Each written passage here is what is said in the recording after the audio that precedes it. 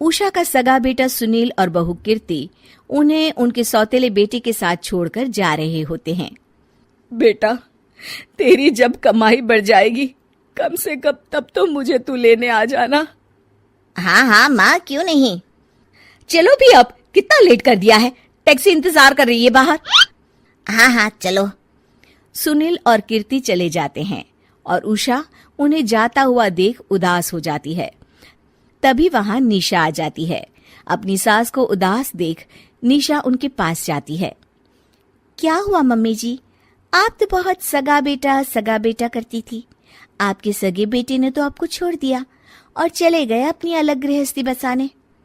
देख बहू, मेरे बेटे को कुछ भी कहने की जरूरत नहीं है।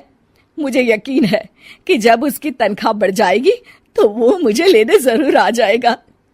हाँ, ये भी देख लेंगे कि वो लोग आपको वापस लेने आते हैं या नहीं। तब तक तो आप भी यहीं हो और मैं भी। उषा अपने बेटे के ना होने से बहुत ही उदास रहने लगती है। उन्होंने खाना खाना भी छोड़ दिया। सुनिए जी, मम्मी जी ने आज भी कुछ नहीं खाया। जब भी खाने के बारे में पूछती हूँ तो कह देती हैं भूख नहीं है और अपने कमरे में ही बैठी रहती हैं। ये सुनकर ऋषभ अपनी माँ के पास खाना लेकर जाता है। माँ, सुनील बेटा आ गया तू? ओह, तू है। माँ, मैं खाना लाया हूँ, खा लीजिए प्लीज। आप ऐसे भूखी रहेंगी तो बीमार पड़ जाएंगी। मुझे भूख नहीं है, ले जा तू खाना। ठीक है, फिर जब तक आप नहीं खाएंगी मैं भी नहीं जाने वाला यहाँ से। अरे तू क्यों जिद करता है? कहा ना मुझे भूख नहीं है। अरे मम्मी जी, आप खा भी लीजिए ना, ये कितने प्यार से आपको खिला रहे हैं, उसकी तो कदर कर लीजिए कम से कम। अरे तू क्यों बीच में हमेशा अपनी टांग अड़ाती है? ठीक है, लाओ दे दो। कम से कम खाने के बाद तुम दोनों तो इस कमरे से जाओगे। उषा खाना खा लेती है और ऋषभ और निशा ये देखकर खुश हो जाते हैं। चलो, कम से कम माँ ने खाना तो खा लिया। उषा एक दिन सुनील को फोन मिलाती है। हेलो बेटा सुनील, तू घर मिलने आ जाना बहू को लेकर। कितने दिन हो गए, बहुत मन कर रहा है मेरा। हाँ हाँ ठीक है माँ, ऑफिस में बहुत काम है, टाइम मिला तो आ जाऊंगा। सुनील फोन काट देता है। हेलो सुनील बेटा। सुनील की बात सुनकर उषा उदास हो जाती है। तभी वहां ऋषभ आ जाता है। माँ, ये देखो, मैं जलेबी लाया हूं तुम्हारे लिए, तुम्हें बहुत पसंद है ना? उषा जलेबी देखकर बहुत खुश हो जाती है। अरे वाह, जलेबी ला दे। उषा जलेबियां खा रही होती है और ऋषभ अपने कमरे में चला जाता है। देखा मम्मी जी, आपका ये कितना ख्याल रखते हैं, और प्यार सगे और सौतेले से नहीं आका जा सकता। आपको उदास देखकर ये आपके लिए तुरंत जलेबी ले आए, यही तो प्यार होता है।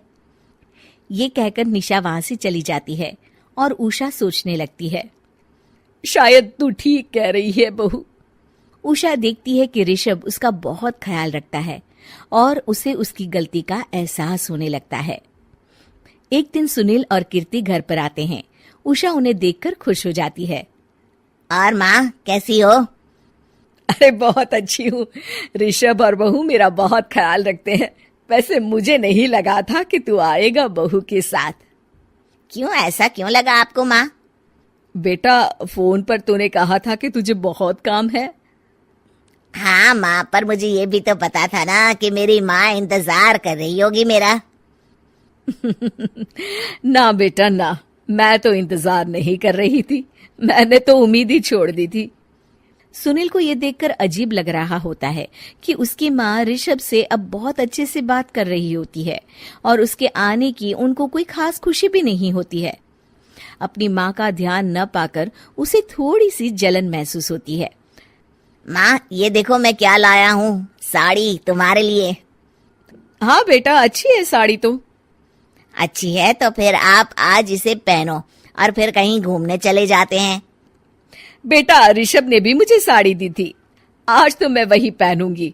तेरी दी हुई साड़ी फिर कभी पहन लूंगी। सुनील को अब बहुत ही ज्यादा जलन हो रही होती है। उसे समझ नहीं आता कि अपनी माँ का ध्यान फिर से कैसे वो अपनी तरफ खींचे। रात हो जाती है और उनके जाने का वक्त आ जाता है। माँ, चलो अपना सामान बांधो और हमारे साथ चलो। कीर्ति ये सुनकर चौंक जाती है। ये क्या कह रहे हैं आप? हम सासू माँ को लेने थोड़ी ना आए थे।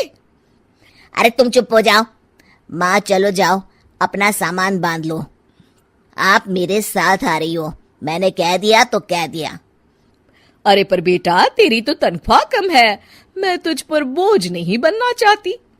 अरे मुझ पर बोझ नहीं हो माँ, बस आप चलो ना, मैं लेकर ही जाऊंगा आपको। नहीं बेटा, अब मैं नहीं आना चाहती।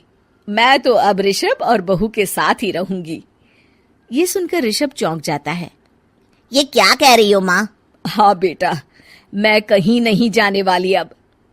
माँ, अब सच में नहीं जा रही? नहीं बेटा, मैं तो तेरे पास ही रहूंगी अब, और जो प्यार मैं तुझे नहीं दे पाई वो सब दूंगी बेटा।